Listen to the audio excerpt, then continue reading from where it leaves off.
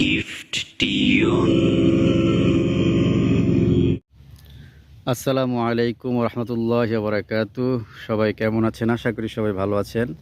আপনাদের সবাইকে স্বাগতম আমার এই ছোট্ট ব্লগে।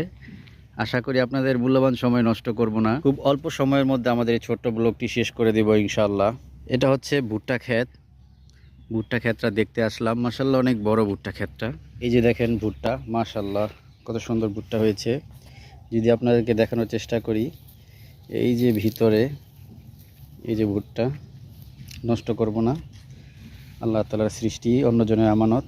আর এখানেও আছে কিছু ভুট্টা ক্ষেত, আর ওই সাইডে হচ্ছে ইট ভাটা। আর এই ঠিকানাটি হচ্ছে রিকাই বাজার কমলাঘাট খাদ্য গুডাউনের শেষে। এটাকে অনেকে ইমামচর সম্ভবত বলে। সামনেই নদী।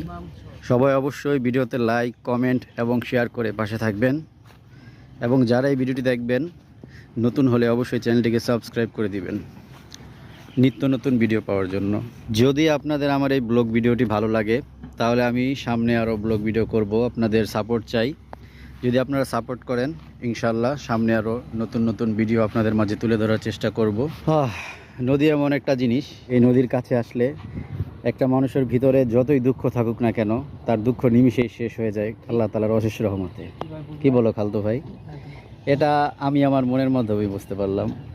নিজের মন হোক বা সবাই, আপনি যাদেরকে জিজ্ঞাসা করবেন যে নদীর পার গেলে কেমন লাগে, সবাই বলবে যে আলহামদুলিল্লাহ, নদীর পার গেলেই মনটা অনেক ফ্রেশ হয়ে যায়।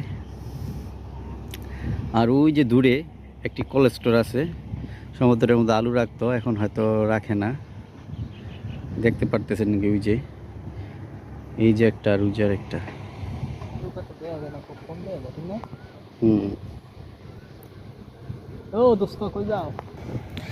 মাশাআল্লাহ বাতাসটা খালতো ভাই আমার কাছে অনেক ভালো লাগতেছে।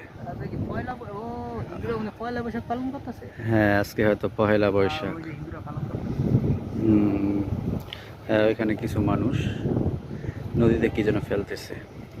আমার ভিডিওটি আপনাদের কাছে কেমন লাগে সবাই একটু কমেন্টের মাধ্যমে জানাবেন। জানালে আমি বুঝতে পারবো যে আপনার কোন ভিডিওটি ভালো লাগে। আসলে এটা হলো আমার গজলের চ্যানেল।